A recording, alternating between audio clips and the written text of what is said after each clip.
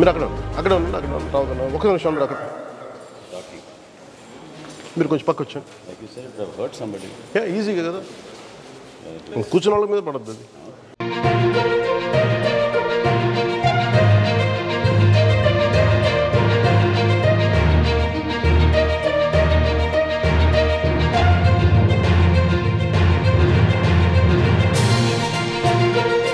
Cost initial అనుకుంది ఎంత over run అయ్యారు మీరు సార్ ఫేజ్ 1లో 159 crores యాక్చువల్గా మనం శాంక్షన్ చేశారు సార్.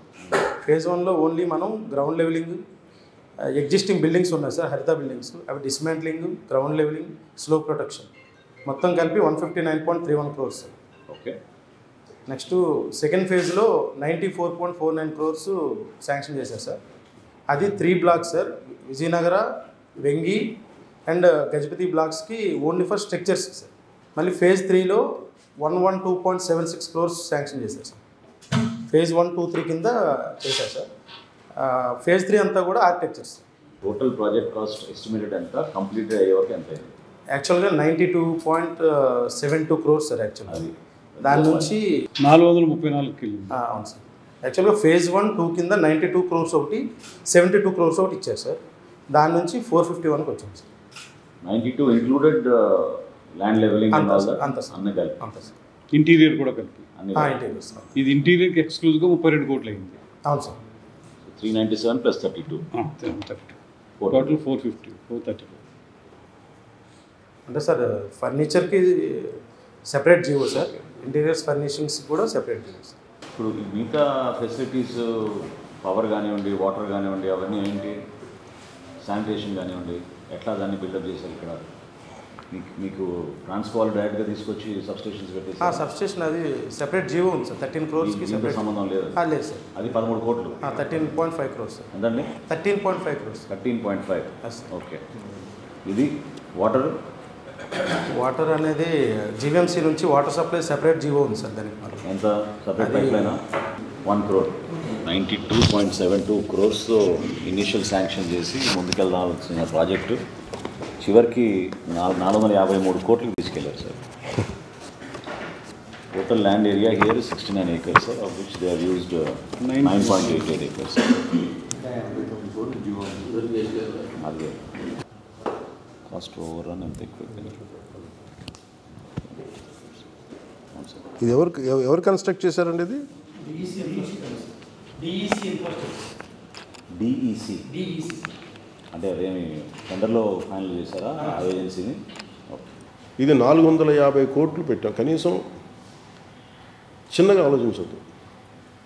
453 కోట్లు కనీసం మనం బ్యాంకు రుణం మనం చేద్దాం అనుకున్నా కూడా అంత చిన్నగా ఆలోచించద్దు. ఇంత ఒక ప్రైవేటు వ్యక్తి ఎలా దీని మీద 453 కోట్లు ఒక ప్రైవేట్ వ్యక్తి పెట్టుబడి పెడితే దాని మీద ఎంత ఆదాయం తీస్తాడో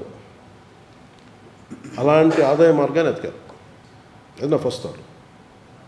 దానితోడు ఇది గవర్నమెంట్ ప్రాపర్టీగానే ఉన్నది. ఇట్ షుడ్ రిమైన్ అది టూరిజంకి ఆదాయం కాదు. టూరిజం పెరగాలని టూరిజం దగ్గర ఇప్పుడు మనోహర్ గారు క్లీన్ చేయించండి అంటే నా దగ్గర ఫండ్స్ లేవన్నారు.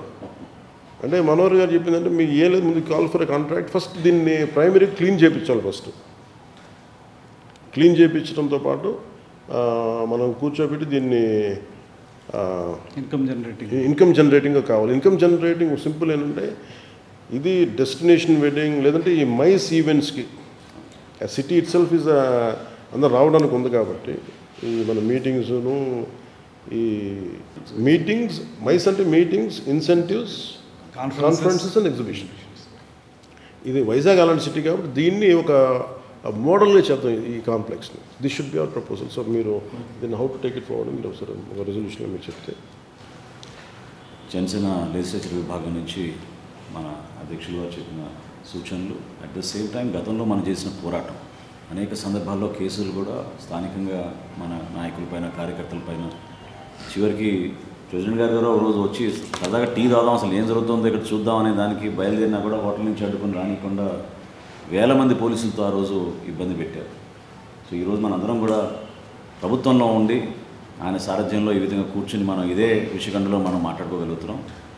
అయితే మనం ఖచ్చితంగా ప్రొటెక్ట్ చేయాలి, ఇది మన బాధ్యత. స్టేట్ యాసెట్ ఇది. అందులో టూరిజం శాఖలో టూరిజం డెవలప్మెంట్ కోసం ఏర్పాటు చేసిన ఈ ఈ వ్యవస్థని తప్పకుండా మనం అందరం కూడా కలిసికట్టుగా దీన్ని ముందుకు తీసుకెళ్దాం.